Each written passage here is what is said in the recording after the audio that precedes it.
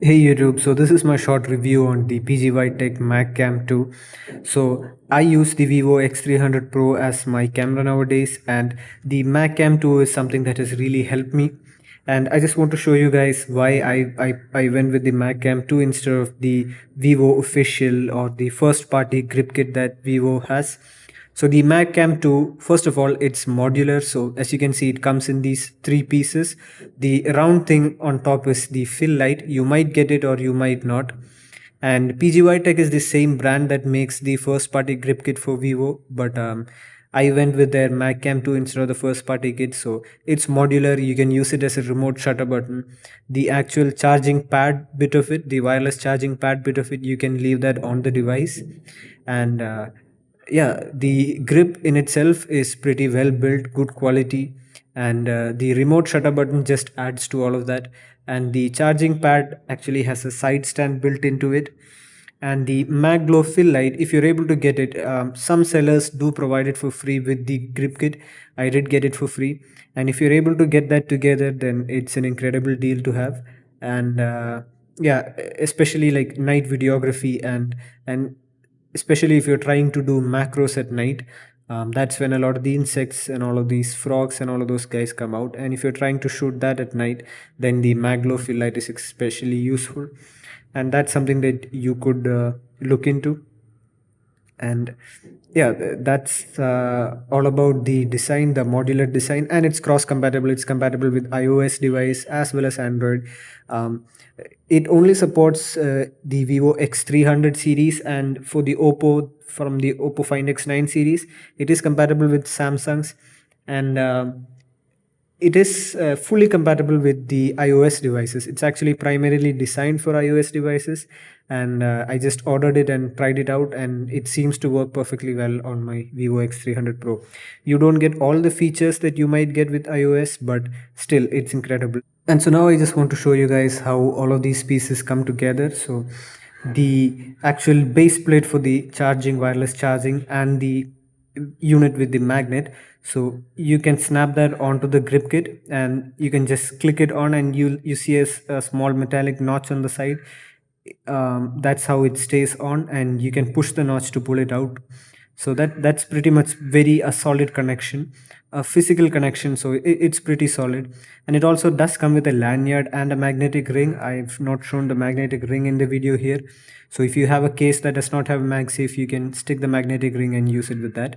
And right now, if you push down on the notch, you can pull it out and it slides back in, and you can leave this on your device without the grip, and whenever you need the grip, you can just slide it on. It's a pretty simple operation. It works well, and it's pretty smooth, and the connection is pretty solid, I must say.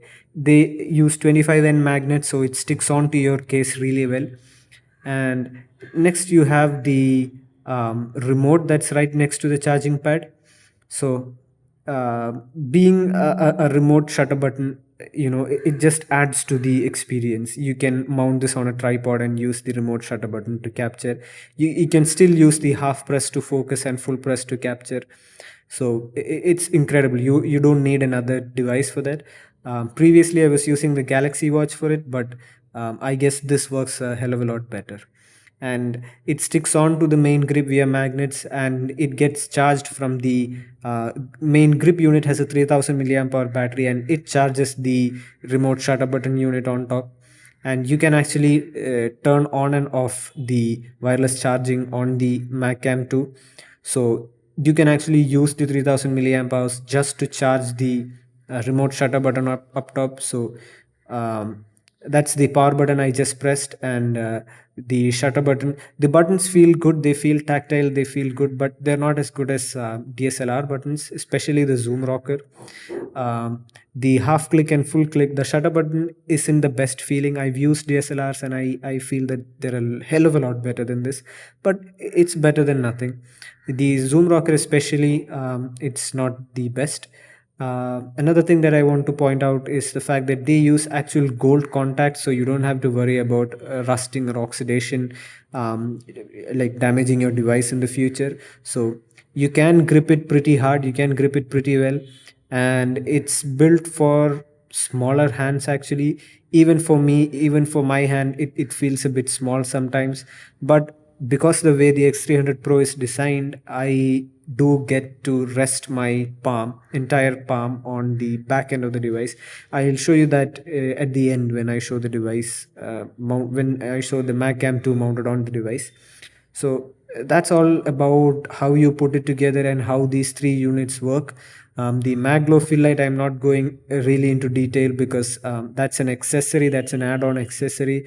I got it for free, but that doesn't mean you might get it as well. So uh, the reason, the part in the finger that I'm pointing out right now, that's where the weight of the device rests on, because of the giant camera bump. So having this grip kind of eases out that experience if you're taking shots, if you're taking photographs for long periods of time. Having this really eases the experience. It feels a lot better. So I must say that if you are using it for quite some time, a grip like this is almost essential. Now, since I've mentioned the MagGlow fill light, I just want to show you how it works. So the MagGlow fill light has three color modes: soft, warm, and cool, and it gets plenty bright. And something that I noticed is it gets a bit hot. So first, I tried mounting it directly on the device when I'm using it without the grip, and it gets too hot. The reverse wireless charging and the wireless charging on the device turns off because it heats the device up a bit too much. So it's best to use it with the grip kit.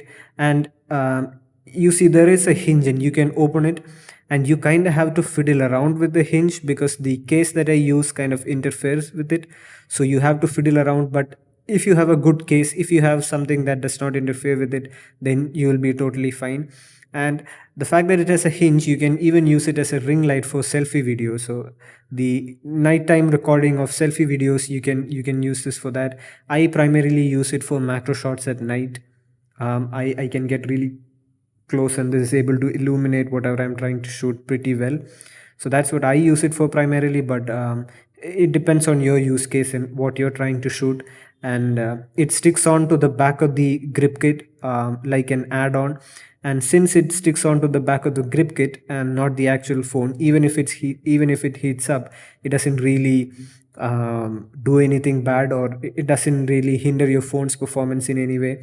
And also, if you open the hinge, then since it's not directly in contact, so there is no chance of it heating.